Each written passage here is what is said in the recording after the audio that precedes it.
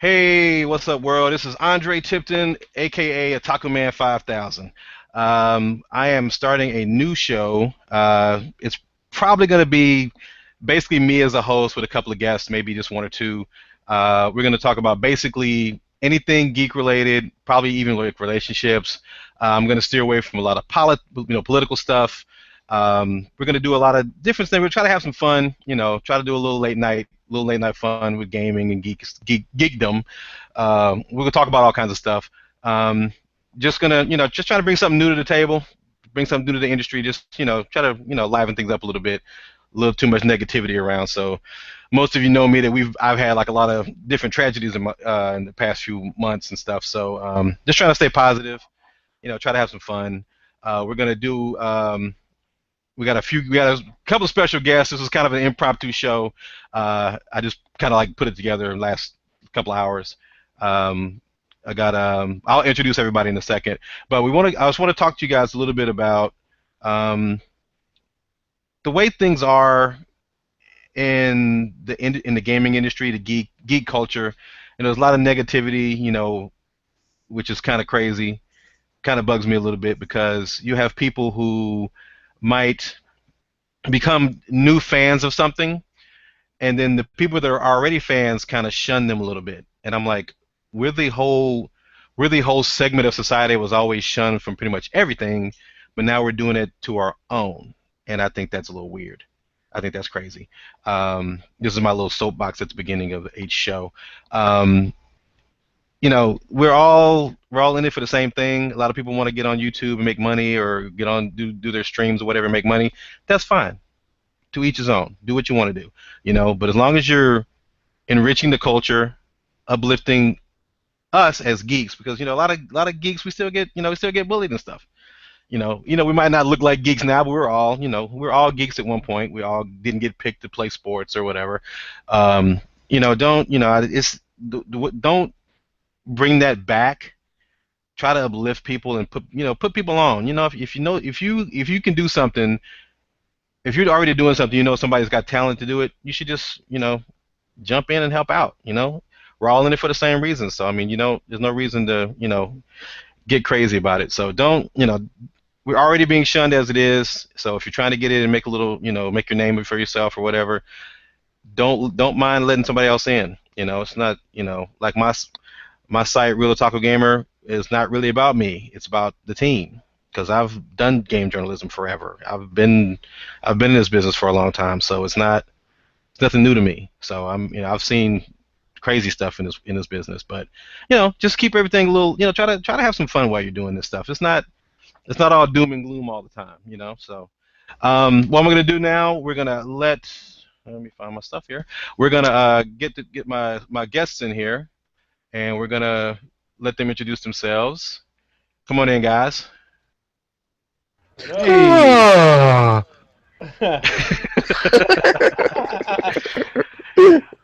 All right, go ahead, Yeezy. Yeah, what's up, guys? It's Mel Weezy, Geekly Podcast. I have my own podcast at geeklypodcast.com. Can you guys hear me? Yeah. Oh, okay. Yeah, so I also podcast. I'm a big fan of Andre's work. I'm just on here to support him with his first show. Appreciate that. Go ahead, AJ. What up, y'all? It's your boy AJ, AGZ09, or as most people know me, DJ Killzown Jones. Remember the name? Remember you lame? You can catch me over at DJKillzoneJones.com, YouTube, really YouTube is where you can catch me most times, on YouTube.com, DJ Killzone Jones. Just type it in there. Beast and Biz Podcast, Twitter, Instagram, Facebook, DJ Killzone Jones. My Facebook profile is Killzone. You can find me everywhere Killzone, basically. Except PSN, because they wouldn't let me change my name. But anyway. Go ahead, Zilla. Hey, what's going on, everybody? It's Sean Zilla Jacobs. I drop ninja bombs all over the place, so you might find me anywhere. Facebook, PlayStation, Nintendo Network, wherever you might find me, but you might only see me for a second. I'm contributing writer who's at large from Real Otaku Gamer, and my boy Dre put me on, and yeah, man, I'll be on your podcast too. Anybody, just call me. I ain't doing nothing. I hear you, man. I hear you. I like that. I like that. These guys have been my boys for a long time. Basically, when I put something up, they're always sharing it, or they try to give me love, show me love and stuff. It's I try to put everybody on. It's cool. I appreciate you guys. So now, first thing we're gonna do is we're gonna get into the first topic. This thing is crazy. Destiny and Sony, the strangest exclusivity relationship in gaming. I don't know. I really don't know what to say. Basically, it's Xbox Destiny fans began to get a little itchy when slowly started to believe that the PlayStation exclusive content from the game that came out almost 2 years ago. Almost 2 years ago, yeah. They're gonna get they're not gonna get the content that is coming out Rise of Iron right off the bat. They gotta wait. Is that right? Yeah. They're gonna get all of it. They're gonna get some of the content. Yeah, they're gonna get some of it. Yeah, and but some of the exclusive stuff they won't get until fall of 2017. So that's a long time to wait. There's nothing wrong with that. Well, I mean, see, I don't think you should. I mean, I know they had to deal with Sony. Not to wait that long. I mean, it's. I think that's a little crazy. Hey man, say that to the people. Say that to people who have yet to play the Rise of Tomb Raider on PlayStation 4. Yep. Oh no, I get that. I see where you're going with that. I see where you're going with that. But I'm talking. I mean, if it's a console exclusive game. Mm-hmm. I understand that, but this isn't a console exclusive game. This is console exclusive. But this isn't a time. But I'm sorry to cut you off. But what I'm saying is that Rise of the Tomb Raider isn't a console exclusive game either. It's a timed exclusive. Oh, it's timed exclusive. My bad. I mean, that's the same. That's the same thing. And for me, I'm from the school of exclusive is supposed to stay exclusive forever. Yeah. Like I'm tired of, because it makes it. First of all, the time exclusive thing. Only thing it does is frustrate people. We see this. It's even bled over into the music game with the old Tidal and Apple and Google Play and all. Like and to me, if it's going to be exclusive, Beyonce, you can only stream her album on Tidal. You can only play Mario. Well, you can only he's coming out next week. But I'm saying Nintendo up until last week, the only place you could play Mario was on a Nintendo console. So I'm a person. I'm old school like that, because I think that right there, that whole you gonna get it later.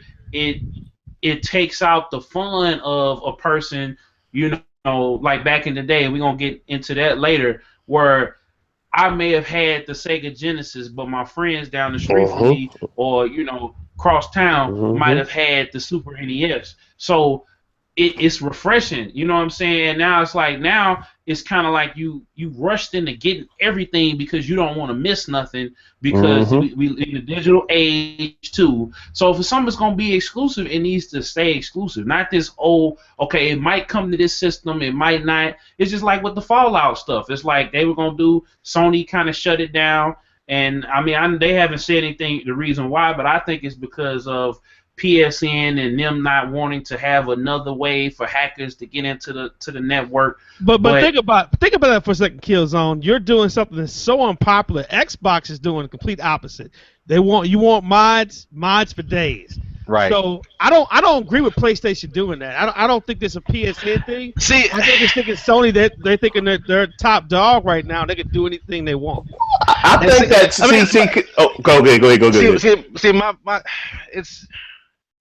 it's a double-edged sword. That's the problem. It's a double-edged sword because, everybody who's playing the game wants to be able to get the content eventually.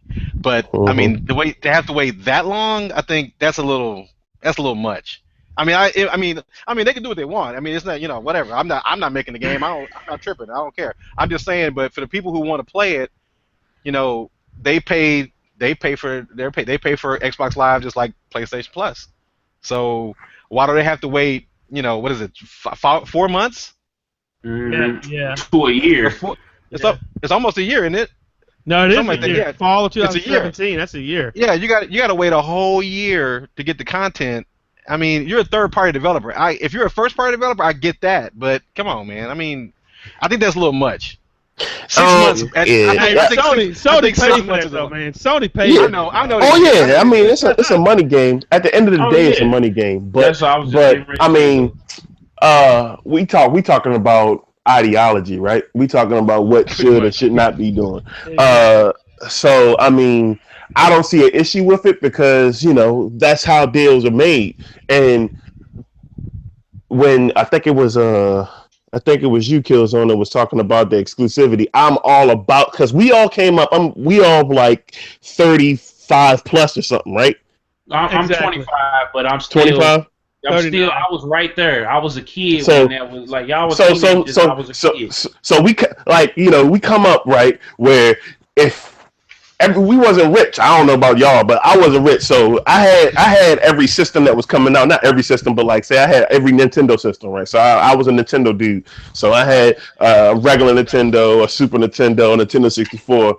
But around Nintendo 64, that's when I started having my own money and start buying other systems because I was missing out on some things. But what was cool about it is when the Sega Nintendo was doing their thing, it was that there was exclusive games. Sega sucked, but they did have good games like Strider. Here we go. They had good games. They had good games like Shots fired. they had good games like Strider. You know what I'm saying? And Strider was like the shit. Like nothing was like, regardless on how much I didn't like the controller, the coloring, and all this other crap that Sega had.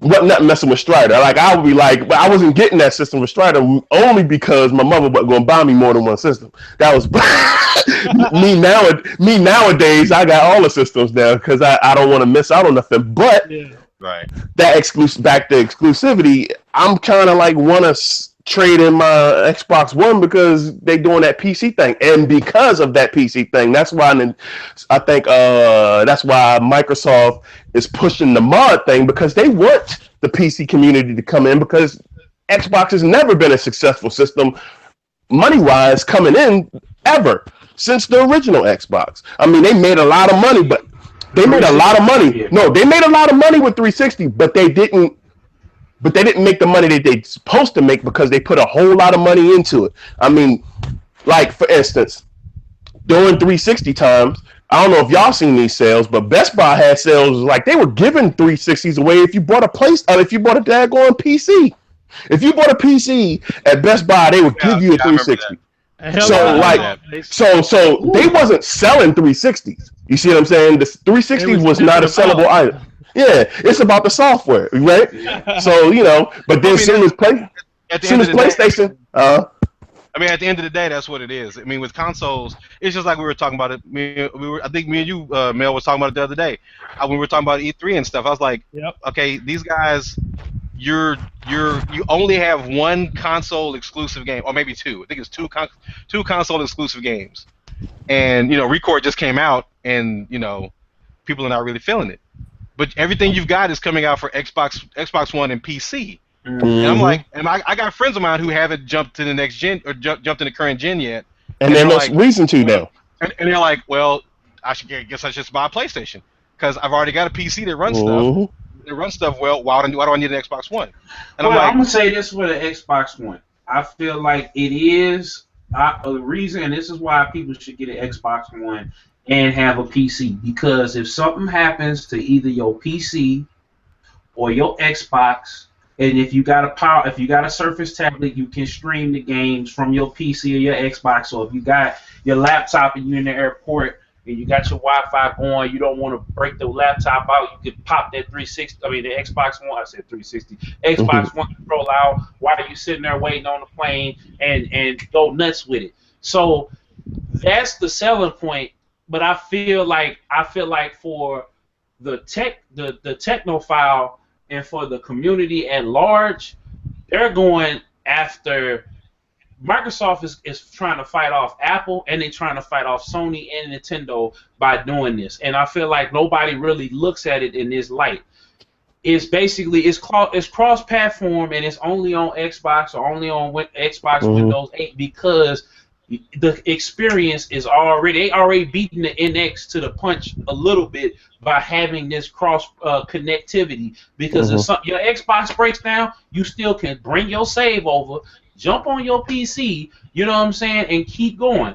Or if say you going to a friend's house, they don't have a souped up PC, but they got an Xbox One. Download, you playing Killer Instinct, you got all the characters. Let me log into my account real quick, and I'm gonna show you what my Arbiter can do against, Dre's Rash. You know what I'm saying? So people don't look at it. I look at it. That's the selling point with the Xbox from the beginning, which is, I'm fine with that. That's good. But to the general consumer, is not going to really be trying to do that. A lot of I get the regular consumer, we'll do that. We'll do that. But the regular consumer who wants to just play games is not going to go, well, okay, so I need to go buy a $800 PC, but I can buy this $400 console. And it's like, why would I do that? I think it depends on your budget too. what you really want. Yeah, that's true. Really that's true too. Like the highest 4K. Do you need the highest, specs on the computer to play a game? I'm perfectly content playing my PlayStation 4 and my, Xbox or whatever, and I'm cool with that. I don't need to have PC games. I've got a gaming PC, so I'm just getting on Steam right now, and my friend is actually she's like laughing at me because I have like 10 Steam games and she's got like 185. But I'm enjoying Steam. I'm enjoying actually being able to actually get in and start playing stuff. I'm still a console guy at heart. So it's cool. But, I'm such a console. Let me finish with. I'm such a console guy. I want to get the Steam box because it's the closest thing to a PC that is a console. That's kind of cheap. Yeah, it is. I'm gonna tell you guys something though. I think with the Super Mario Go thing, I think mobile gaming should not be overlooked. Mobile gaming is here to stay, and I feel like 5 years from now, it'll be in a serious talk with all the other consoles in the market. I really believe it. The only thing about that is they kind of did that. This is like the third generation of mobile gaming in a way, because now you've got Pokemon Go and all this stuff, but before you had all the stuff that was made by the stuff that was running on Unreal Engine 3. I forgot those games. You had a whole lot of games. You had a whole lot of games like that were really powerhouse games. They were mobile, and a lot of people played them. But they kind of went away to whatever all the newest thing. So I kind of think we're in like a new generation of mobile now. Like with with the Super Mario Run, even that and Pokemon Go and all this stuff. It's like a new generation of gaming. Everybody's trying to play. The nugget. I call it the nugget gaming thing. I always call it the mobile gaming. That I don't knock it like I used to. I used to knock it really heavily. I used to knock it crazy. I used to go. This is crap. But it's still cool. It's cool. It's gaming, man. It's still gaming. If Nintendo keeps it at what Super Mario Run level is and not really go too deep with it, I'm okay with it. Like Square. I don't want somebody trying to make a full-fledged Mario game. No, don't do that, because that's a real mobile, quote unquote. That's a real mobile type game, and that's a console game. Don't put that on no touchscreen. Touchscreen stuff is touchscreen stuff. That's Bejeweled and stuff, not Bedazzled and stuff like that. That's that type of games. I'll play those. My thumbs. Shout outs to Namco Bandai, because I still play the Sailor Moon games. Anyway, all right, we're going to go on to the next one. The NES. Oh man, I don't even know why this is news. I really don't even know why this is news. I really don't get it. So somebody made a NES emulator for the Xbox One, and they took it down. Oh, poor baby. Really? Why is this news? Why is this even news? I don't I even know mean, why. I was you waste? excited because Why would you waste time to do that? Because you knew it wasn't gonna last. You knew it wasn't gonna last. Yeah, That's crazy. I thought it was cool though.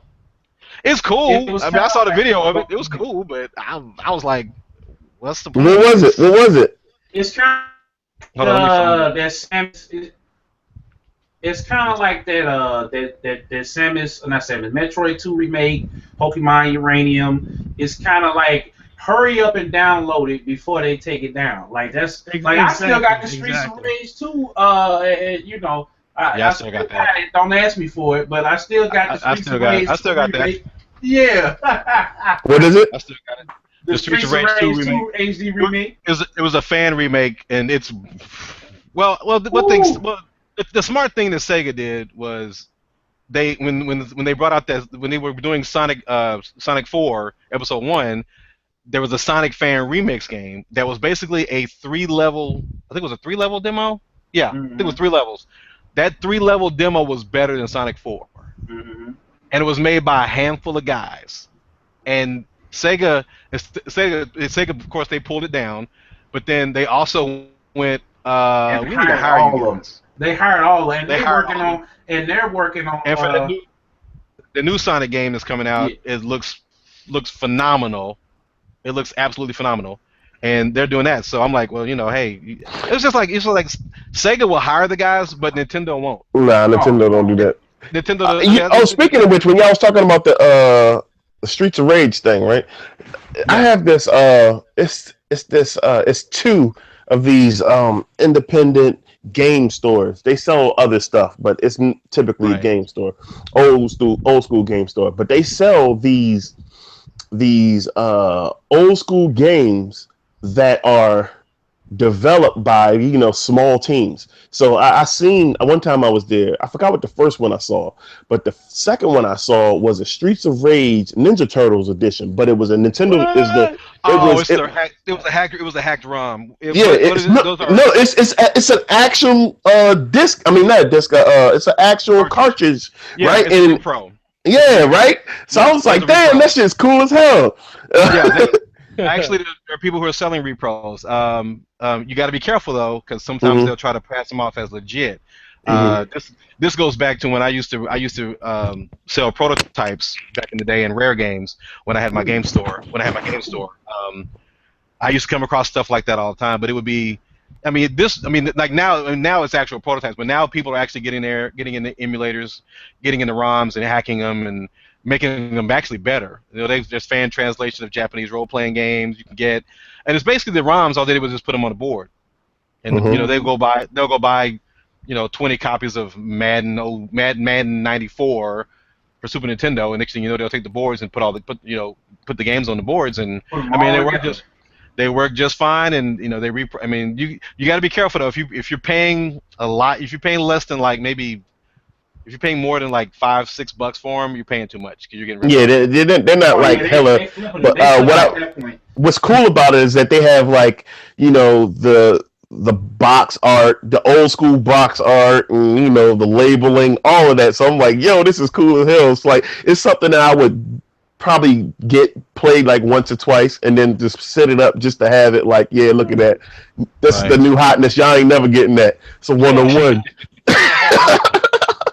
Yeah, I'm watching the video where they have it's a universal emulator for HoloLens, and they've got like Super Mario Brothers and all kinds of stuff on here. I can't wait till that HoloLens come out though. That's for real. I hope they need to show more. I'm waiting for them to show more. But yeah, it looks cool. It looks cool, but of course I knew it wasn't gonna last. But it's whatever. Now the next thing, I don't understand this one. I kind of do, but. So the people, they want to level up the copyright laws for people cheating in games.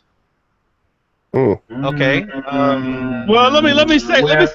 I got something to say about that. Go ahead, Mel. Cheating is a big thing in gaming right now. The fact that Overwatch came out and said they're going to ban everybody right away. If you're cheating on Blizzard, you get caught.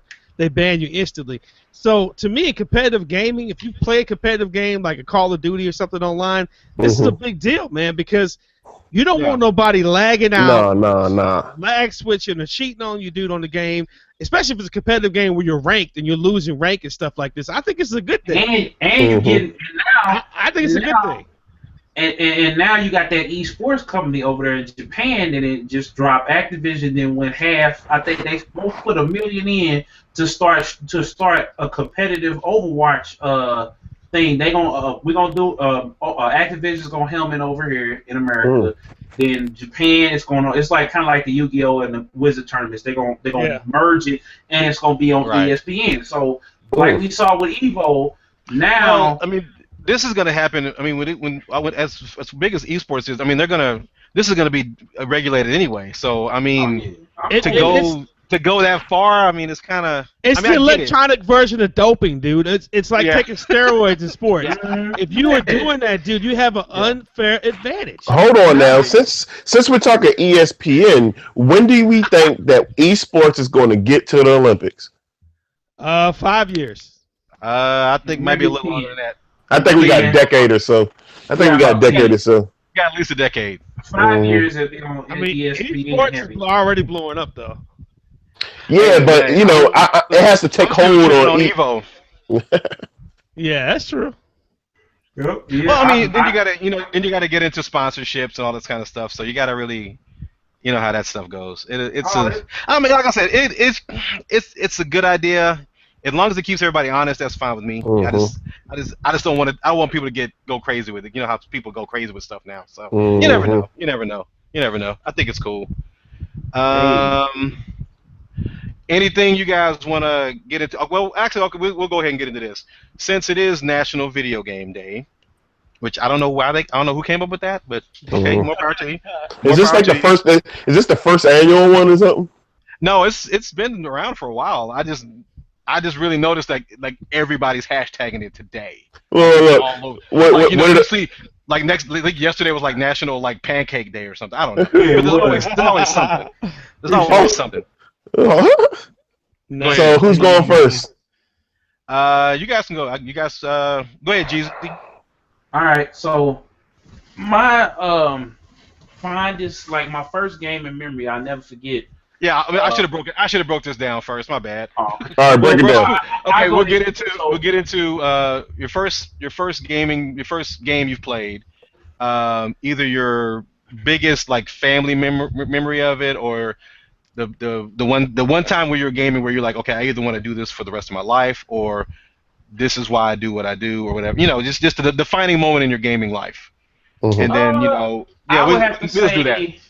93 to 94, because I was young. I was about 3 or 4 years old, but I'll never forget playing the Atari 2600, playing Popeye, playing what was Pac-Man, playing a whole Donkey Kong on there, and then going downstairs with my god brother, and that's where I fell in love with hip hop too. So going downstairs with him, scratching on the Art of Noise and putting in like Biggie vocals, and we playing a knockoff Super Mario game on Windows. It wasn't even 95. It was just Windows operating system back then. This was before. And then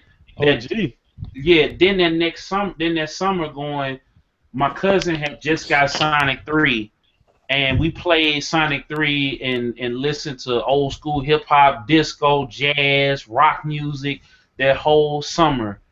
And then I came back. I just told my mom, I said, I gotta get a Sega Genesis. And that Christmas, I got the Sonic 2 edition, because they were, at that time Sega was shipping them out because they was trying to get the Sonic 3, and they were getting ready to drop the Sega Saturn at the time, announced the Sega Saturn.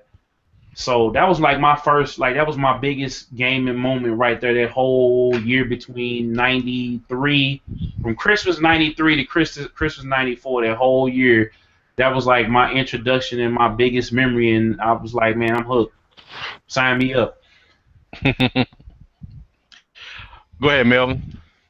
All right, I guess for me, man, back in the mid '80s, my first experience with gaming probably was in the arcade.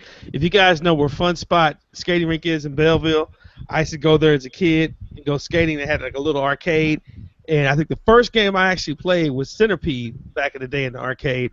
And I just loved that game, man. It was like the first game I was actually good at.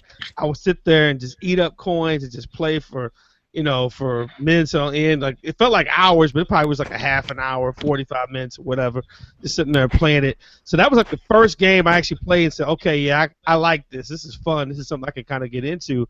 Probably one of my biggest gaming memories besides that really made me discover that I love video games.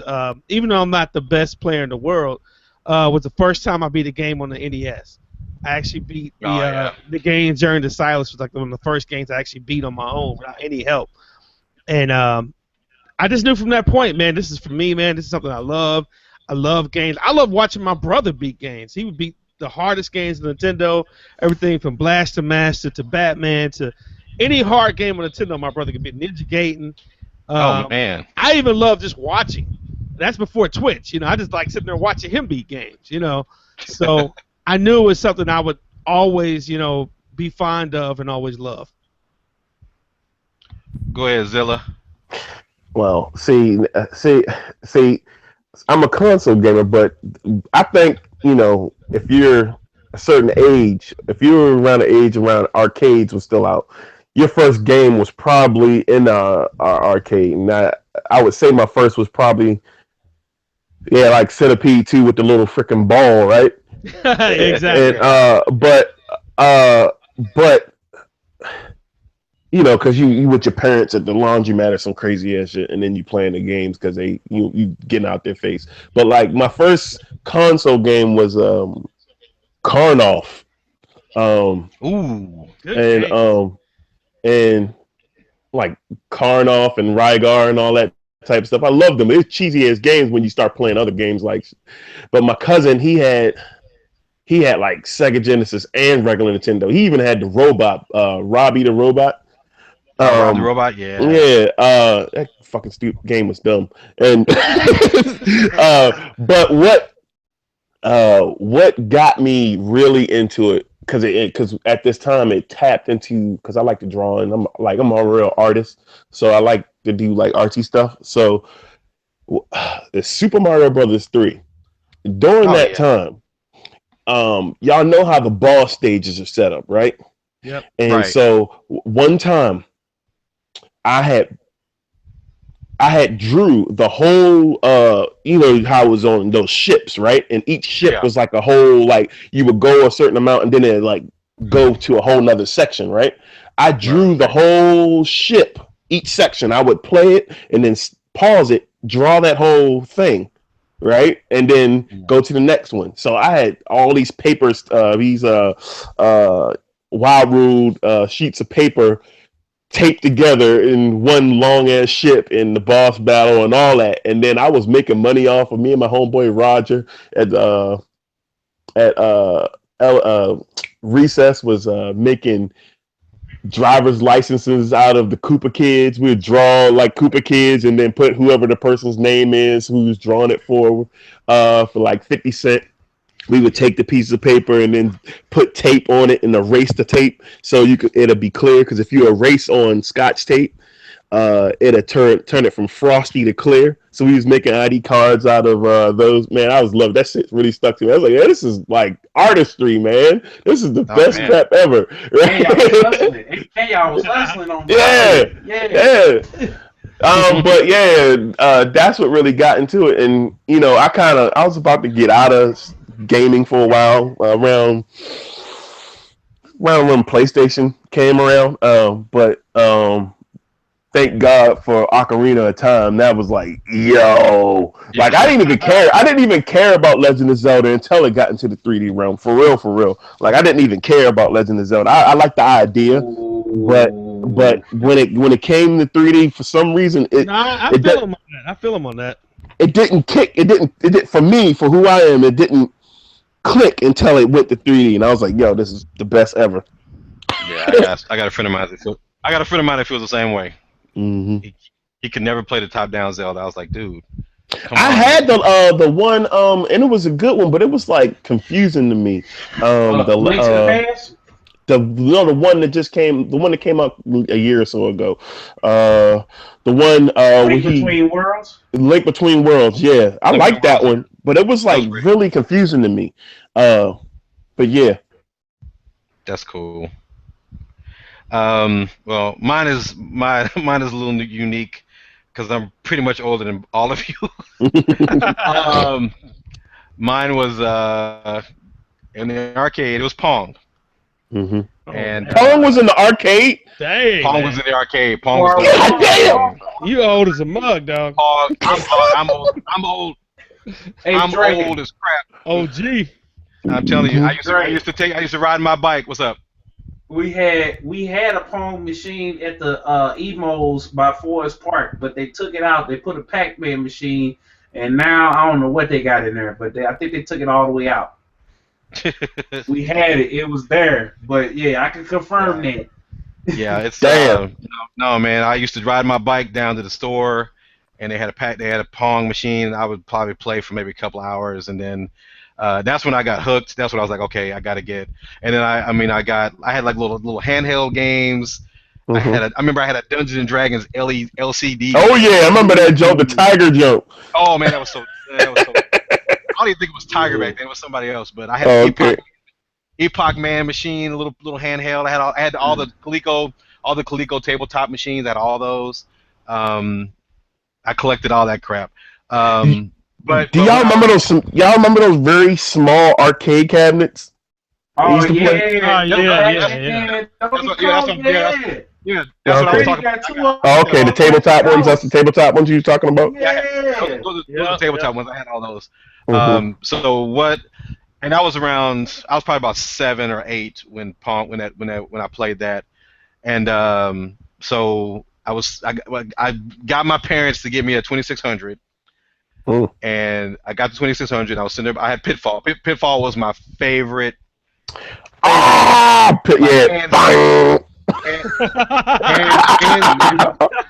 Hands down, my favorite game. So I'm sitting there reading the back of the instruction manual, and my mom still gets on me to this day about this. I looked on the back of the catalog. I mean the instruction booklet. There's a phone number. And because when I was playing Pitfall, I always noticed, like, okay, there's 3 alligators. I said if they would put a 4th alligator, it would still be kind of easy, but it'd be a little bit more challenging because you might actually die. I thought that would be a good idea. So I got the back of the instruction booklet, looked up Activision, I called the number, and I think the receptionist answered, and I was like, I just want to talk to somebody about Pitfall. And she goes, do you have a problem with the game or something? I was like, no, I just want to talk to somebody about it. So I'm sitting there talking. This guy answered the phone, and I was like, "Hey, I just want to talk to somebody about Pitfall." He goes, "What do you want to know about Pitfall?" I said, "Well, no, I just have a suggestion." I said, "If you're swinging across, if you put 4 alligators instead of 3," and I went into the whole thing, and the guy was like, "Really? Okay, that's interesting." He said, "Can you write something about that?" I was like, "Yeah. Can you send it to the address on the thing?" I said, "Yeah, okay." I wrote the little thing about the 4 alligators, whatever. I sent it in. I got a phone call, and it was the guy I was talking to, and I was like, "Hello." He's like, "Well, this is David from Activision." I was like, "Oh, okay. How you doing, David?" And I was like, "Wait a minute." I looked on the back of the book, and it said David Crane was the creator of the game. I said, "You're not David Crane, are you?" He goes, "Yeah, I'm David Crane." I was like, "Holy shit!" I was like 8 years old. Oh my god! I'm talking to the guy who made the game. Oh my god! And he was like, I really like what you said about Pitfall, and that was really a good idea. I like that. Can you write some more stuff? If we get you some more stuff, I'm like, yeah. If I ever get some more games, I'll write some stuff for you guys. Yeah. Next thing you know, I got a box of games from Activision. Damn. For the Atari, for the 2600, and I started writing little. I mean, I was 8. My writing was crap. I was just writing stuff, and they liked it. I don't know why they did, but they did. I don't know. It was weird. And so I mean, years later, I'm still writing. Years later. I'm like 20, 21, 22. Go to a classic gaming con. There's David Crane. I said, man, I don't think you remember me, but in 1981, I called you guys about Pitfall. And he was like, well, you know, we always wondered what happened to that kid. And I was like, yeah, I'm that kid. And we took pictures and stuff, and it was crazy. Like that year, I met like Bill Kunkel and Ralph Baer, and I mean, Ralph Baer? I met Ralph Baer. I met all these people in this class. I don't remember which game it was. Classic Gaming Con it was. I can't remember which one it was, but I met all my writing idols. Man, it was amazing. And that was like, okay, now I really, and I was already serious about writing game journalism anyway. But when I got that box, that's the thing that made me go, okay, I can do this. And I would do it every once in a while. I'd get a game and write something, I'll send it to somebody or whatever. And that's how I started my underground writing, back in the 80s and 90s. Half the time I was in in the 80s I was still in high school, but I was still writing. So I'm writing and I'm sending in reviews to this magazine and this magazine and this magazine and this magazine and this company and this company. And I'm just throwing stuff out, not caring whether I got picked up, not caring whether I made any money. I didn't care. I liked writing. And that's what with Real Otaku Gamer, I kind of want us to get back. I want to bring that back to journalism, gaming journalism, because we do get a bad rap, and it kind of sucks that we don't get looked at with we don't get any kind of dignity, and it's just you just write about video games. No, we write about geek culture, and if we went for geek culture, you wouldn't have a job. So that's what I'm trying to do, man. I mean, we've us as a site, we've got the respect from all the companies. So, and I'm pretty proud of that. I'm pretty proud that we got people look at us and go, okay, man, you guys are good guys, and you guys know what you're talking about. But yeah, that's pretty much my whole thing, But yeah, I'll let you guys get some shout outs. I'm gonna get out of here and do some late night gaming with my friends. So go ahead, anybody, just go ahead. Plug your stuff. If you didn't do it already, should give you shout outs. Go for it. Okay, I go. Go ahead. Nobody want to jump in. I got this. All right. Just first of all, shout out to you, Andre, for having me on the show, man. Shout out to you, my big homie, Real Otaku Gamer. Appreciate everything you do, man. If you guys want to check out what I do, my podcast is at geeklypodcast.com. You can follow me on Twitter at Melweezy, MELWHEEZY. Pretty much anywhere you see that Mel Weezy is pretty much me. So, and I do gaming content and geek culture too. So hit me up. Go ahead, Jeezy. All right. Shout out to you, Andre.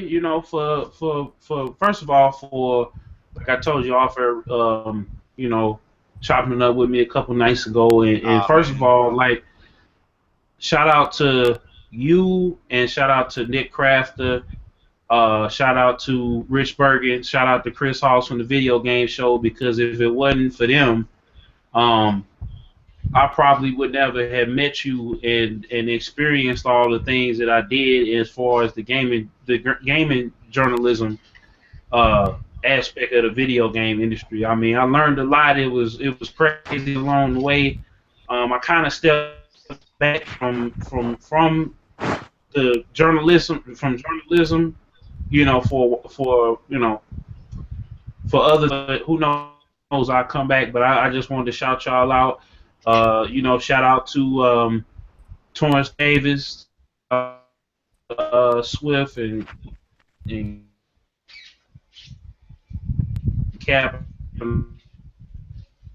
all them guys over there. Coalition, out the Global, my homeboy Darius Robbins, we killing the game and all that. So, you can find me right now over at DJ Killzown Jones, pretty much everywhere. It's DJ KILLZOWN JONES. Or if you can't find me there, DJ KLZOWN JONES, and that's across Twitter, Facebook, Instagram, let me see, Xbox Live, Nintendo Network, Tumblr, got the website. But we'll be here all day shouting out everybody. But just Killzone. Remember the name. Got you. Go ahead, Zilla. I'd like to say, well, of course, shout out to Dre, but I'm gonna say shout out to Torrance, because I was following Torrance on Twitter, and then somehow, like, I was like following Torrance and his ramblings. This is back when he still had STFU, and then I found Dre, and then Dre was like, he looking for writers, and I was like, yo, what? So I got to live a dream for a little bit, and I went to PAX East and all that good shit, but it's a great day to be a gamer. Always for the last 5 years actually, and but you can find me on Twitter, and on Twitter you can find me. What you can see what all my gamer tags is for Wii U, PlayStation 4, and Xbox One. And that's at Noirzilla Gaming, NOIRZILLAGAMING, and that's it, man. Y'all have a blessed night. All right. Well, everybody knows me. One thing I am going to talk about just for a second. I am starting a contest to name the show. At first it was going to be the Otakuman Hour or the Andre Tipton Show. That's a little too narcissistic, and I don't even get down like that. So what I'm going to do, I'm probably going to post this. I'm going to get this done on Twitter, probably on the Real Otaku Gamer Facebook page. My Twitter handle is New Otakuman 5000. The Real Otaku Gamer, just Real Otaku Gamer. That's the Twitter handle for us. We're gonna try to do a contest. I'm gonna either give away a code for a game or like a gift card or something like that. If you guys come up with something, come up with a cool name for the show. If you guys want to know anything more about me, you can find me pretty much anywhere. On my Twitter handle has all my Xbox Live and stuff, my Nintendo Network ID, Steam, all that stuff. My shout-outs, I want to give shout-outs to all you guys. You guys have been rocking with me and been friends of mine for years. I'm going to shout-out everybody. I have too many people to shout-out. That's why I do my Follow Fridays like crazy. I'm the follow. They keep saying you the Follow Friday King, whatever, dude. I just got too many people to shout out, dude. It's just I give love to everybody because they've all shown me love when I came back, and I'm gonna shout out Torrance because me and Torrance actually met at E3 in Atlanta with the only two black dudes at the Activision party. We were sitting. That'll bring you together quick anyway. Hold on. We weren't the only two black dudes there, but we were the only two black dudes that were journalists. Mm-hmm. There were people there that was execs or whatever. So we talked probably about maybe 15, 20 minutes, and didn't see each other for over a decade, almost 2 decades later. But not 2 decades later. Never mind. He welcomed me when I came back. Man, it's like, dude.